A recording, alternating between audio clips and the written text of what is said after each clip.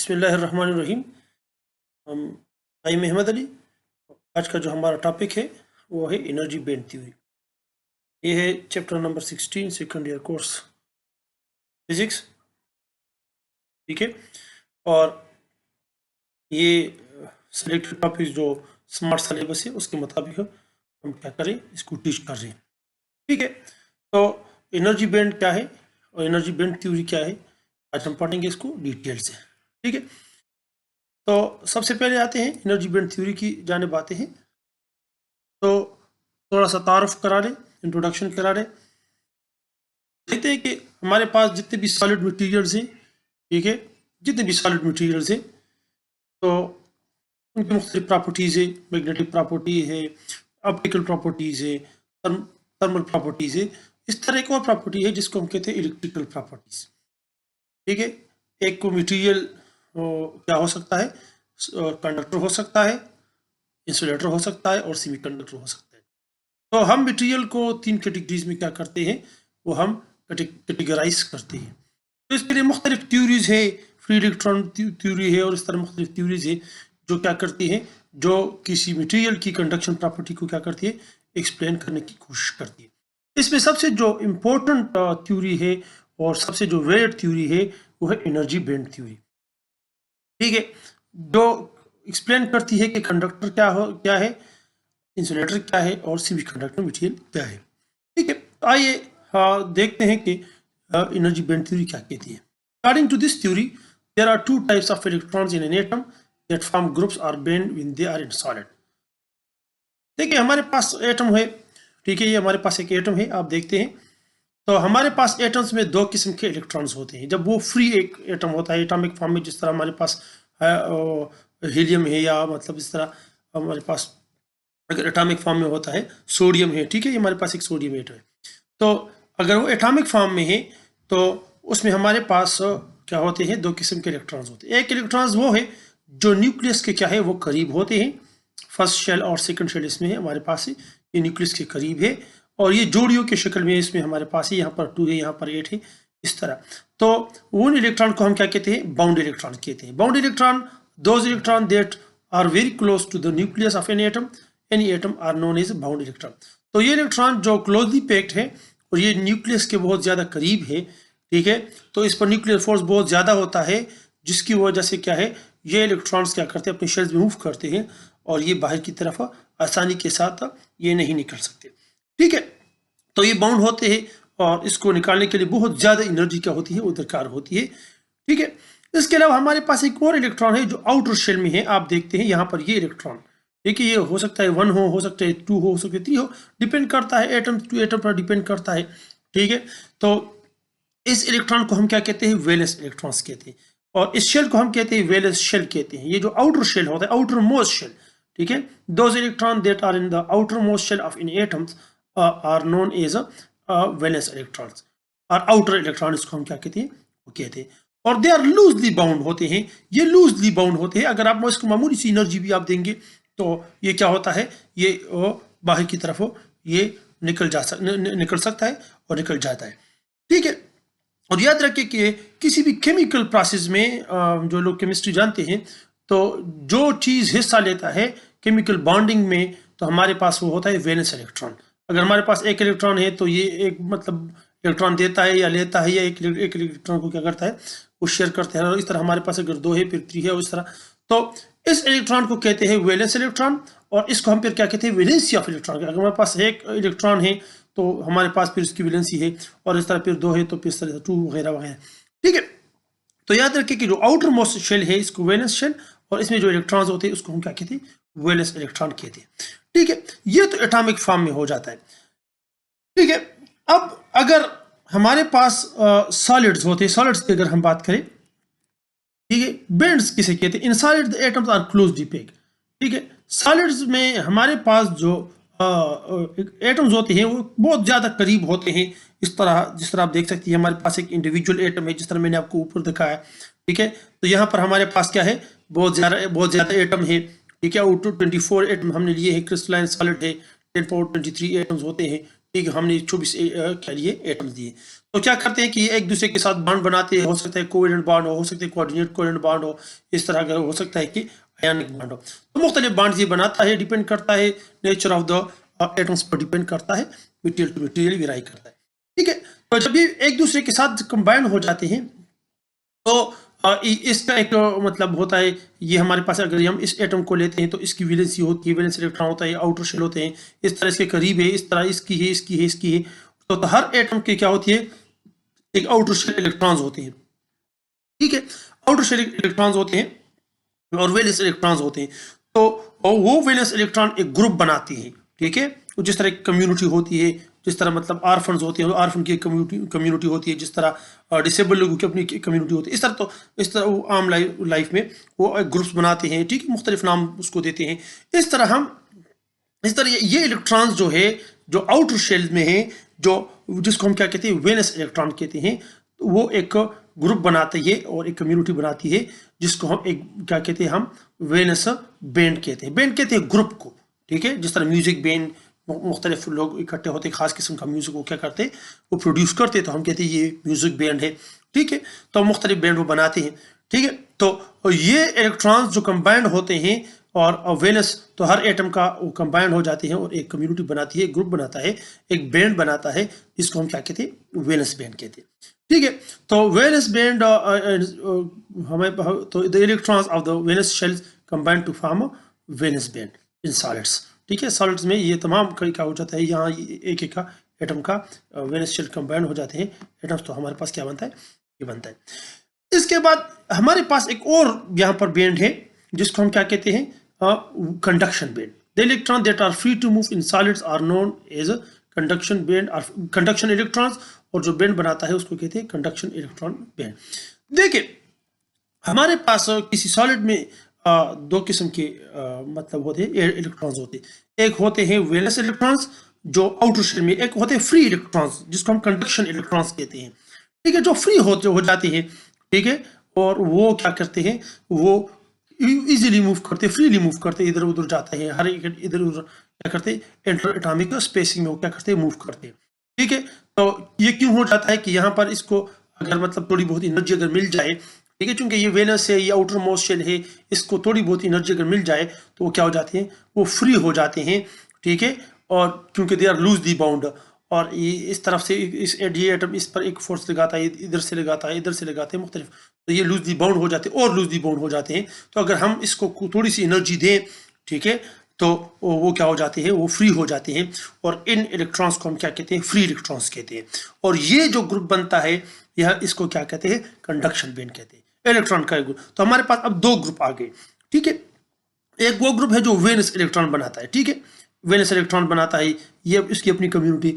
और एक वो ग्रुप होता है जो क्या बनाता है, जो कंडक्शन इलेक्ट्रॉन क्या करते हैं, वो बनाते हैं। ठीक है, ठीक है, तो कंडक्शन इलेक्ट्रॉन क्या करते हैं, वो बनाते हैं। तो वैलेंस इलेक्ट्रॉन जो ग्रुप बनाता है उसको कहते हैं, उसको हम वैलेंस बैंड कहते हैं, और जो कंडक्शन इलेक्ट्रॉन बनाते हैं उसको हम क्या कहते हैं, कंडक्शन बैंड कहते हैं। ठीक है, तो वो सीधी सी बात है। तो ये हमारे पास अब दो ग्रुप आ गए। तो याद रखिए, जो कंडक्टिविटी होती है, उसमें जो इम्पोर्टेंट चीज़ होती है, वो जो रोल प्ले करता है, वो करते हैं फ्री इलेक्ट्रॉन और कंडक्टिंग इलेक्ट्रॉन। आप उसको कह सकते हैं, फ्री इलेक्ट्रॉन कह सकते हैं, what ever you can say. ठीक है, तो वो जो रोल क्या कहते हैं, प्ले करता है।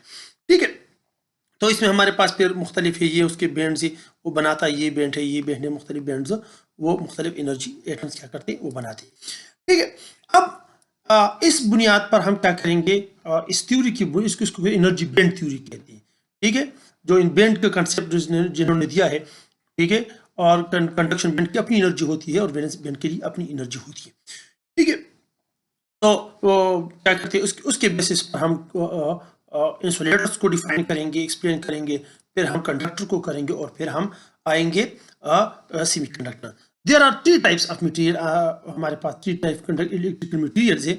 हम उसको थ्री कैटेगरीज में, जितने भी मटेरियल्स हैं हमारे पास, हम उसको थ्री कैटेगरीज में कैटेगराइज करते हैं। एक को हम कहते हैं insulator. According to the energy band theory, the energy gap between valence band and conduction band are very large. So no electron from valence band can go to conduction band to take part in a conduction. because large amount of energy is required to cross the forbidden gap, which is not available at room temperature. The conduction band is empty. ठीक है, ये सीधी सी बात है।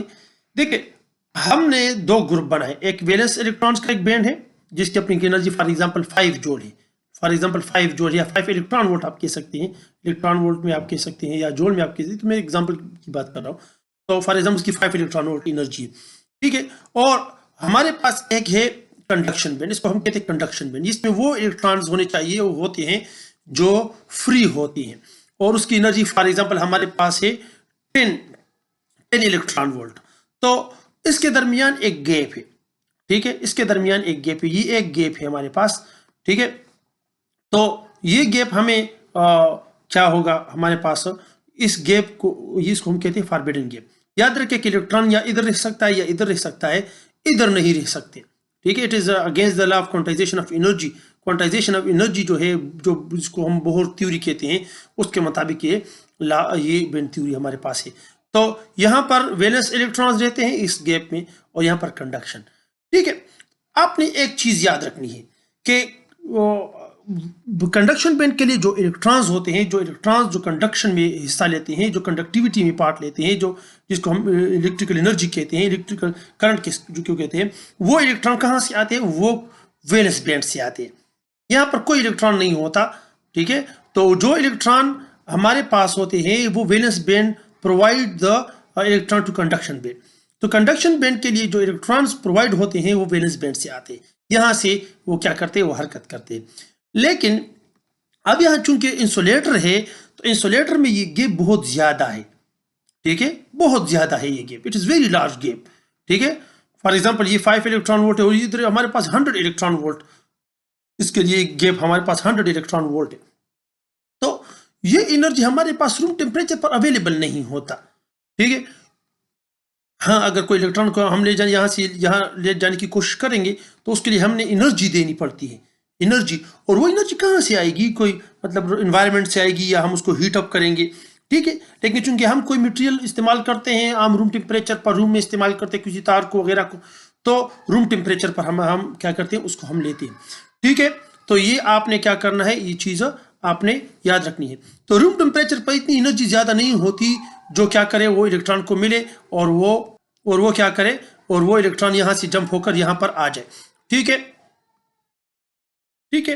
तो चूंकि इतनी ज्यादा energy हमारे पास नहीं प्रोवाइड होती ताकि यहां से जंप के लिए काफी हो, इसलिए हमारे पास कंडक्शन बैंड जो होता है जो रूम टेम्परेचर में वो खाली होता है इंसुलेटर में। तो इंसुलेटर में हमारे पास जो इलेक्ट्रॉन्स होते हैं वो सिर्फ वैलेंस बैंड में होते हैं, और कंडक्शन बैंड में हमारे पास इलेक्ट्रॉन नहीं होते। तो चूंकि कंडक्शन बैंड में हमारे पास इलेक्ट्रॉन नहीं होते, तो कंडक्टिविटी हमारे पास पॉसिबल नहीं होगी, क्योंकि कंडक्टिविटी में जो इलेक्ट्रॉन हिस्सा लेते हैं वो कंडक्शन बैंड के इलेक्ट्रॉन होते हैं, ठीक है। तो ये आपने क्या करना, याद रखना है। इसके बाद हमारे पास जो दूसरा मटेरियल है वो है conductor. According to the energy band theory, the energy gap between valence band and conduction band are very small that both the conduction in valence band overlaps। ये जो गैप होता है कंडक्टर में हमारे पास वैलेंस बैंड और conduction band के दरमियान जो एनर्जी गैप होता है, ये गैप याद रखें कि ये कोई डिस्टेंस नहीं है कि डिस्टेंस की हम बात करते हैं, इसको कहते हैं एनर्जी गैप, एनर्जी का फर्क होता है, ठीक है।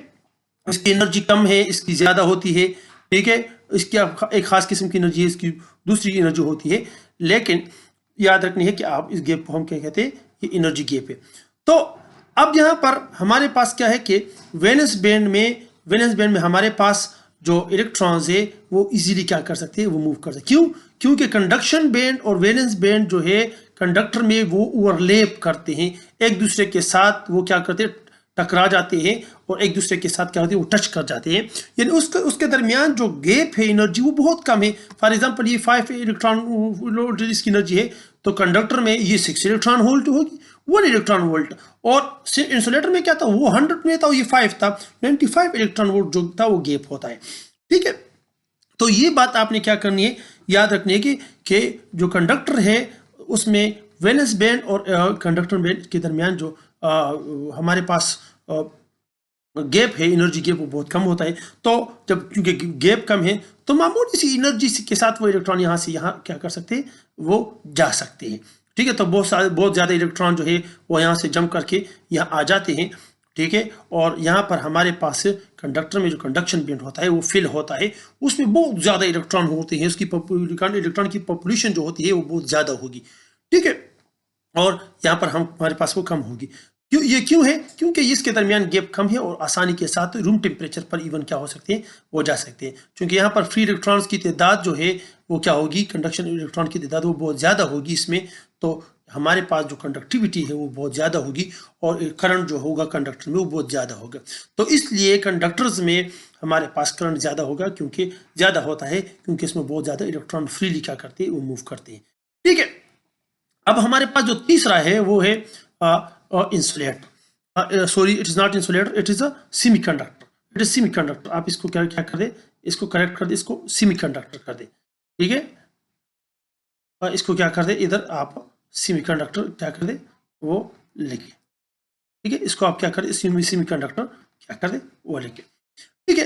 तो सेमीकंडक्टर हमारे पास according to energy band theory, the energy gap between valence band and इस band are very small in semiconductor, larger than conductor and smaller than insulator. वहां पर क्या था, इस इंसुलेटर में हमारे पास 5 इलेक्ट्रॉन वोल्ट क्या थी, वो एनर्जी थी, ठीक है। और कंडक्शन बैंड जो था वो 100 था। इसमें हमारे पास क्या था, ये 5 था और ये कंडक्टर में 5 इलेक्ट्रॉन वैलेंस बैंड की एनर्जी थी और 6 बैंड है इलेक्ट्रॉन वोल्ट जो है वो क्या थी, वो कंडक्शन बैंड की थी। अब सेमीकंडक्टर में क्या है कि उसके दरमियान जो गैप होता है वो कंडक्टर के लिए जो गैप होता है उससे थोड़ा ज्यादा होता है, और इंसुलेटर के लिए थोड़ा गैप बहुत ज्यादा गैप उससे थोड़ा क्या होता है, उससे कम होता है। मतलब यह है कि उसके दरमियान वो पहले में 95 था, इधर में 1 था, यहाँ पर क्या होगा, ये 20 होगा, ये 5 है। सेमीकंडक्टर में 5 फॉर एग्जांपल इधर 5 इसकी एनर्जी है, तो ये जो गैप होगा ये कम होगा, ये 25 होगा या 20 होगा, 15 इलेक्ट्रॉन वोल्ट की क्या होगी, वो एनर्जी होगी। That a few number of electron can move to conduction band from valence band to take part in conduction.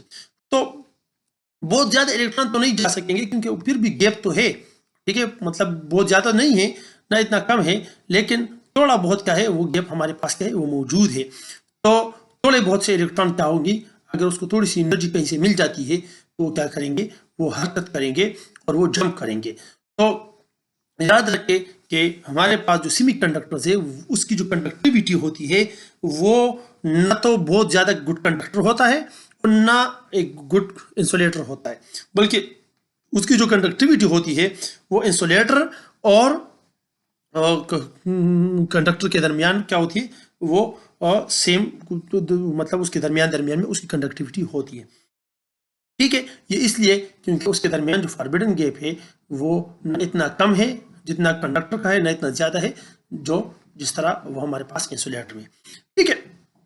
तो ये हमारे पास क्या है, सेमीकंडक्टर की हमने बात की। तो ये बात, 3 बातें आपने क्या करनी, याद रखनी है। कंडक्टर में जो गैप होता है वो बहुत कम होता है, इसलिए बहुत ज्यादा इलेक्ट्रॉन कंडक्शन बैंड में होते हैं। इंसुलेटर में बहुत ज्यादा गैप होता है, तो वहां पर कंडक्शन बैंड में इलेक्ट्रॉन बिल्कुल नहीं होते। अगर एक आधा इलेक्ट्रॉन होता है तो होगा, लेकिन मुमकिन नहीं है कि उसको क्या कर दे, क्रॉस कर दे। और तीसरी जो बात है वो सेमीकंडक्टर की है, वो क्या करना है, सेमीकंडक्टर में हमारे पास जो गैप है वो ना बहुत ज़्यादा है ना बहुत कम है, दरमियान में वो में से है।